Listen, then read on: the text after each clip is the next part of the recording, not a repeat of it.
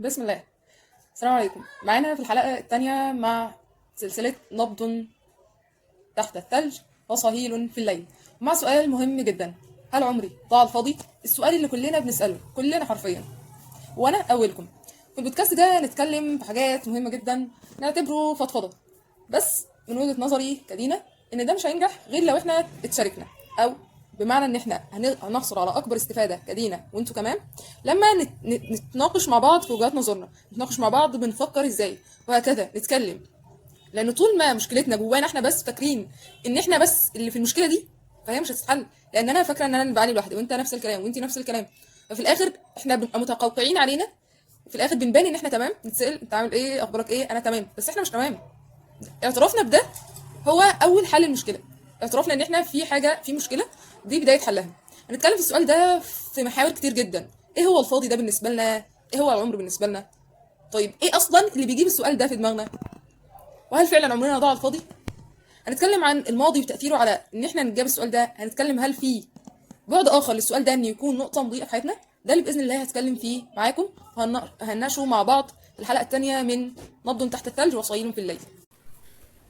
بسم الله، توكلت على الله، ولا حول ولا قوه الا بالله. رب اشرح لي صدري ويسر لي امري واحلل عقده من لساني يفقهوا قولي. توكلنا على الله وندعي كلنا بالدعاء ده: اللهم اخرجني من حولي وقوتي الى حولك وقوتك. هنبدا مع بعض باذن الله في الحلقه الثانيه. هل عمري ضاع على الفاضي؟ السؤال اللي كلنا كشباب بنساله وكبنات بنساله. طيب هل عمرنا فعلا ضاع على الفاضي؟ ده اللي هنناقشه. اول حاجه، ايه الفاضي ده بالنسبه لنا؟ يعني ايه المعيار اللي بيخليك تقول ان عمرك ده ضاع على الفاضي؟ عايز برضه اقول لكم على حاجه، على نهجي انا اللي هنمشي بيه في القناه هنا. انا مش جاي اقول لك اجابات كده اديك اجابه، لا، هي الاسئله دي مالهاش اسطمبه. انا مش اجابه ثانويه عامه اقول لك السؤال بالاجابه بتاعته. ابسولوتلي مفيش الكلام ده خالص خالص. احنا بنتناقش مع بعض، بنعمل عصف ذهني مع بعض، يعني نتكلم في التعليقات، نتناقش، فاهمين؟ ايه الفاضي ده بالنسبه لك؟ يعني عرف لي الفاضي كده. الفاضي مثلا ان هو انت ما اتجوزتش زي فلان اللي اتجوز، ما جبتش عربيه زي فلان اللي جاب، ما اشتغلتش الوظيفه الفلانيه بعد ما اتخرجت. ايه الفاضي؟ ما خطبتش بسرعه بعد ما اتخرجت. الفاضي ده بالنسبه لك ايه؟ يعني اللي يخليك تقول ان عمرك ضاع على الفاضي. طيب نيجي بقى للمهم دلوقتي. ايه بقى منشأ السؤال ده؟ يعني ايه اللي بيخلينا نسال السؤال ده؟ انا اقول لك ايه اللي بيخلينا نسال السؤال ده. لما تبقى قاعد في امان الله، في امان الله، تبقى قاعد تلاقي نفسك دخلت على السوشيال ميديا. بسم الله الرحمن الرحيم، فلان اتخطب لفلانه. طب وانا ما اتخطبتش ليه؟ تسال نفسك السؤال ده. فلان اتجوز فلانه، طب انا ما اتجوزتش ليه؟ فلان سافر المانيا، طب انا ما سافرتش ليه؟ فلان اتعين استاذ في الجامعه، طيب وانا ما اتعينتش ليه؟ فلان من دفعتي اشتغل الوظيفه الفلانيه، طب وانا عمري ضاع على الفاضي. اه، انا اتخرجت ومش لاقي شغل. انا اتخرجت ومش لاقي شغلانه اصلا في وظيفتي، اي شغلانه في وظيفتي. ايوه بنقول كده. ما هنكدب على بعض؟ احنا مش هنكدب على بعض، احنا بنتكلم بكل بساطه، كاننا بنفضفض، احنا بنتكلم باللي جوانا، باللي بنفكر بيه. ده اللي بيحصل، صح كده؟ بتدخل على الفيسبوك، بسم الله الرحمن الرحيم، اللي اتخطب واللي اتجوز واللي طلق واللي عايش واللي مات واللي راح واللي جه، وانت في الاخر بتسال نفسك حاجه واحده بس: انا عملت ايه؟ هتلاقي نفسك بتجاوب على نفسك ما عملتش اي حاجه. صح، هو ده اللي بيحصل بالظبط. طيب السوشيال ميديا تجيب لك مقارنه، مقارنه تجيب لك عدم رضا، عدم رضا تلاقي نفسك ايه؟ شعور بالعجز، شعور بان انت ما عملتش اي حاجه، شعور باللا قيمه، شعور ان انت كل اللي انت فيه ده هباء. طيب كلمه المفروض دي وهم المفروض كنت حققت كذا، المفروض انا عندي 20 سنه يكون عندي كذا، عندي 25 سنه يكون عندي كذا. كلمه المفروض دي وهم، دي وهم احنا حطينا نفسنا فيه بسبب السوشيال ميديا. طيب بعدت عن السوشيال ميديا وقلت خلاص بقى انا هحترم نفسي في السوشيال ميديا، مش هدخل، وده مستحيل اصلا، ما احنا مش عارفين نعمل كده، احنا خلاص بقينا مدمنين سوشيال ميديا. قلت خلاص برضو انا بص ما فيش سوشيال ميديا خلاص. تروح بسم الله الرحمن الرحيم تلاقي نفسك قعدت وسط اصحابك برضو اللي على السوشيال ميديا بيتقال لك، وده بيحكي عن نفسه، ده يا جدعان ارحموني سيبوني في حالي. لا هو كده، هو ده اللي بيحصل. طيب عايزين بقى نسال سؤال بالراحه خالص: انت حزين على ايه بالظبط؟ يعني ايه اللي بيخليك تقول انا عمري ضاع فاضي؟ هل علاقه مثلا كنت داخل فيها، علاقه مثلا وفشلت؟ هل بسبب دراستك مثلا وانت ما لقيتش بعد كده شغل، مش لاقي شغل زي معظم الشباب؟ ولا بسبب الناس اللي عقدوك في عشرك؟ اي ما اذى الناس يعني معروفه. طيب العمر، هو ايه هو العمر اصلا بالنسبه لك؟ ايه العمر؟ العمر مجرد سنين. عايزه اقول لكم على حاجه، وهي ان اي حاجه في عمرنا مفيش حاجه بتضيع على الفاضي خالص. اي تجربه دخلناها سواء ناجحه او فاشله مفيش حاجه بتضيع على الفاضي. التجربه الفاشله اتعلمنا منها اكتر بكتير من اللي كانت هتعلمنا في التجربه الناجحه. الالم اتعلمنا منه كتير.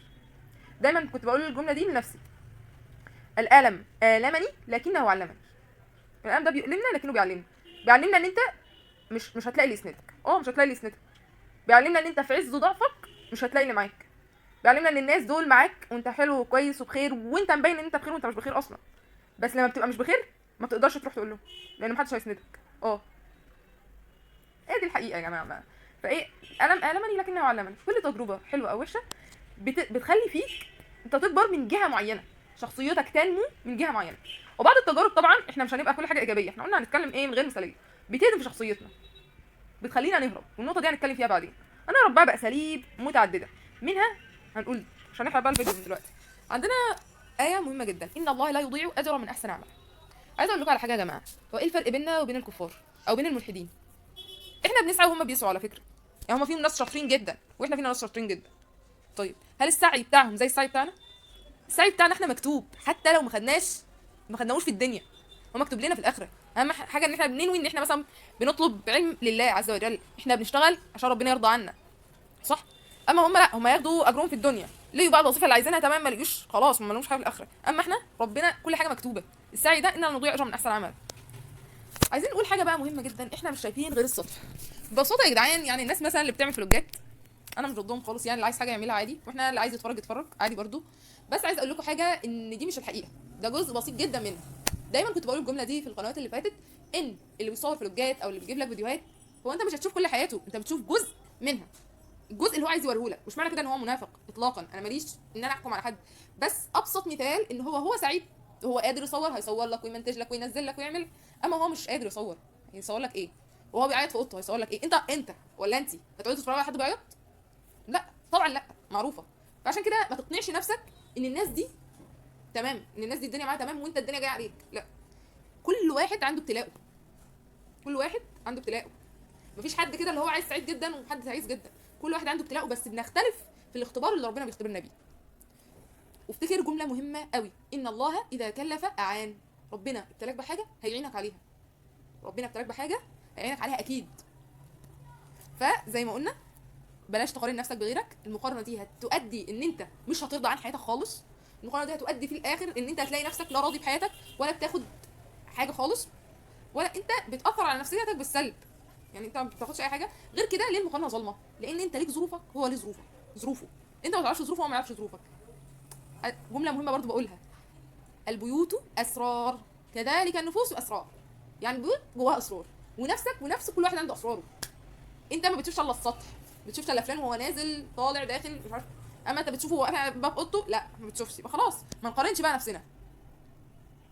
احنا لو يمكن لو شفت ظروفه او هو شاف ظروفك هتحمدوا ربنا على اللي انتوا فيه، مش بيقول لك من شاف بلوه غيره هنت عليه بلوته، دي حقيقه. ماشي، طيب بعد كل ده بقى احنا بقى عايزين ايه بقى من الحوارات دي كلها؟ نعمل ايه يعني الحوارات دي؟ لسه في نقط تانية هنتكلم فيها وحاجات زي كده، بس عشان بس ما يبقاش الفيديو كله مشاكل وتساؤلات من غير اجابات. اول حاجه تقبل الوضع اللي انت فيه دلوقتي، تقبل ان انت حصل معاك مشاكل كذا كذا كذا ادت ان انت تبقى دلوقتي شخصيا بتعاني مشاكل كتير. في حاجات جوانب ايجابيه وجوانب سلبيه، انت مش كلك سلبي، والله ما سلبي، انت كويس لان انت لسه مكمل في الظروف اللي انت فيها دي، انت كويسه، انت قويه بالله عز وجل ان انت كملت لحد دلوقتي.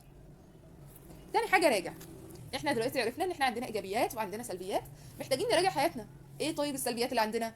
طيب جلد الذات ده مش هيفيد في اي حاجه خالص، هتقعد تجلد في ذاتك. هي حاجه واحده اقولها لك، محدش هيقول لك كلام سيء او سلبي اكتر من اللي هتقوله لنفسك، فهي الكلام السلبي هيجي لك من بره، لا تقلق ولا تقلق. فاحنا مش محتاجين كمان نقوله لنفسنا، هنتقبل اللي احنا فيه ثم هنراجع عشان نحاول نحسن، ثم بلاش جلد ذات. تصالح بقى مع نفسك ان انت شخص بشر بتخطئ وتصيب، وان انت ان شاء الله نويت وهتستعين بالله، ودايما دايما دايما كل ما تحس بالعجز قول اللهم اخرجني من حولي وقوتي الى حولك وقوتك، اللهم اخرجني من حولي وقوتي الى حولك وقوتك. دايما رد الدعاء ده على طول. بعد كده تغير، ابدا بالراحه خطوه خطوه. التدرج يا جماعه، التدرج، دايما بقول التدرج، وابقى قرات مقاله عن التدرج ده كنت كاتباه قبل كده، بس يا رب الاقيه، بس عشان انا الدنيا بتتبهدل عندي خالص، بس ان شاء الله ابقى اقراه لكم عن التدرج، يا رب افتكر. طيب احنا قلنا التدرج مهم جدا جدا، الفيديو كده هيعدي كتير، ماشي هنبقى نشوف الموضوع ده. طيب الندم، هنقعد نندم بقى كتير كده على اللي فات، احنا مش هنغير اي حاجه. كان في قصه بتقول لك ان واحد كل يوم يجي على القهوه يقعد يندم على اللي هو ضيع عمره، يجي تاني يوم يندم ان هو ندم اول يوم، وهكذا، او عايش حياته في الندم. وبعدين ان انت تبدا دلوقتي حالا، تبدا بقى انت تبدا تغير نفسك 180 درجه، تقلب نفسك انت العملاق، انت القوي، انت تقدر، انت لا، انت مش كده، انت مش عملاق ولا قوي ولا التنميه البشريه البتنجاليه دي خالص. انت تبدا دلوقتي بالراحه، قانون التدرج تبدا بحاجه بسيطه خطوه خطوه. ما انا عايزه اعرف احنا ما بقيناش اسوأ ما يكون، او احنا يعني ما بقيناش في السوق اللي احنا فيه ده او في الاخطاء اللي بنقع فيها دي بين يوم وليله، نفس الكلام، واحنا بنصلح نفسنا مش بين يوم وليله. تمام. استند على ماض يسرك، يعني استند على ماض يسرك، انا خايفه الفيديو يطول، اصل انا خايفه الفيديو يطول الصراحه، غير كده القناه عشان مبتدئه، فهو في ليميت للوقت ان الفيديو يكون عليه، وانا مش عايزه اقسم بقى الفيديو حوارات كده. ماشي، استند على ماضي يسرك. افتكر حاجات كويسه انت كنت بتعملها قبل كده. افتكر انت اكيد كنت عامل حاجه كويسه قبل كده. لو ما عملتش يا سيدي حاجه كويسه، افتكر الوقت الصعب اللي ربنا عز وجل خلاك تعدي بيه. افتكر ان انت استعنت بالله ساعتها، ثم جاهدت نفسك وكملت ساعتها. بلاش تقعد تجلد ذاتك على كل حاجه سيئه انت عملتها. انت اكيد في يوم من الايام، شهر من الشهور، سنه من السنين، عملت حاجه حلوه يعني اكيد. لا اكيد احنا مش كل حياتنا سودا في سودا كده، لا. استند على افتكر بقى الحاجه الحلوه دي وشجع نفسك ان ربنا يعينك ساعتها، وهو هيعينك دلوقتي، ان انت ساعتها استعنت بالله وقدرت انت تكمل، وان شاء الله هتكمل دلوقتي وهتكون كويس واحسن. الانتظار. هنتكلم عن الانتظار بسرعه جدا، سواء انتظار شيء، منتظر حاجه تتحقق ومش راضيه تتحقق، او انتظار شخص، منتظر المنقذ، بطل العالم، بطل حياتنا والبطله، زي ما بيجي في الافلام والمسلسلات. ده مش حقيقي، مفيش منقذ للاسف، مفيش سوبرمان هيجي ينقذنا. او انتظار الانا القديمه. ده خطا برضو بنقع فيه، ان انا بقارن نفسي زمان بنفسي دلوقتي. هو المفروض اعمل كده فعلا، بس بلاش اقارن نفسي المثاليه اللي كانت ايه في اكتر فتره منجزه فيها باسوا فتره في حياتي. يعني ده مش عدل. هو العدل الصح ان احنا نقارن نفسنا امبارح بالنهارده ببكره، تمام، ده كويس عشان ما نقارنش نفسنا بالتانيين. بس مش صح برضو ان انا اقارن نفسي في احسن فتره بنفسي في اسوا فتره. ده كده انا بظلم نفسي. انا بشر، بيبقى فيه فتور وبيبقى فيه ارتفاع، بيبقى فيه انخفاض. ما ينفعش اعلى ارتفاع باقل انخفاض، ده كده حرام. فانتظار الانا القديمه، هي الانا القديمه مش تيجي. انت محتاج تتغير بس مش ترجع للاول. انت دلوقتي انضج. التجارب اللي عديت بيها، المراحل، السنين، الكلام ده كله علمتك. ما تنساش ان انت بقيت شخص انضج من الاول، فهمت حاجات ما كنتش فاهمها الاول. يعني انا لو رجعوني 5 سنين لورا، هقول لهم، هسالهم سؤال: هترجعوني بنفس الخبره اللي انا عليها دلوقتي، ولا هتقلم القلم مره ثانيه؟ لو هتقلم القلم مره ثانيه وهيبقى خبره صفر، لا تخلوني دلوقتي. ما حرام يعني ارجع تاني واتقلم تاني ومفيش خبره تاني. فانت انضج دلوقتي. انت تمام؟ هتقولي لا، هتقولي تمام. لا، الحقيقه ان انت مش تمام. ودي الحقيقه اللي بتخلينا نهرب من العالم اللي شايفنا تمام واحنا مش تمام. وانتشار الادمان بانواعه، سواء سلوكي، ادمان سلوكي، او ادمان كيميائي. وانتوا عارفين طبعا الادمان السلوكي ده امثله عليه، والادمان الكيميائي برضو اللي هو ادمان مواد مخدره معينه. طبعا الادمان ده محتاج حلقات اصلا، بس انا بقول يعني ان الادمان ده هو نوع من الهروب من حياه او من واقع انت مش قادر تستحمله. طيب، النقطه اللي بعدها: انت بتعمل كده عشانك ولا عشانهم؟ يعني انت لما بتيجي تعمل اي حاجه في حياتك، بتعملها عشانك انت، عشان انت محتاج كده، ولا عشانهم هم الناس التانيه؟ اسال نفسك بقى السؤال ده. القاتل الصامت. احلام مؤجله وخطط مرسومه، لكن للاسف بتؤدي في الاخر للعجز وعدم تحمل ان انت تقدر تعمل كده، وثقل اكتر واكتر. خلي احلامك موجوده كل حاجه، لكن بالراحه على نفسك. انت دلوقتي في فتره محتاج تهدى على نفسك، محتاج تتغير سلمه بسلمه. للسلم درجات، وللكتاب صفحات، وللمسير خطوات. كلام استاذ قصي. طيب، الصحه والتعافي والعمر. كلنا بنسال نفسنا بانتشار امراض واحنا لسه سننا صغير جدا، وتلاقي نفسك عامل زي اللي عندك 80 سنه، اللهم بارك يعني. فتلاقي نفسك كده بائس من حياتك ويائس. بس لا تخلى برضو الرياضه موجوده، وبرضو اقل القليل. لو بدات ب5 دقايق زي الفل، تمام 100. تمام. الجانب المضيء بقى او البعد الاخر.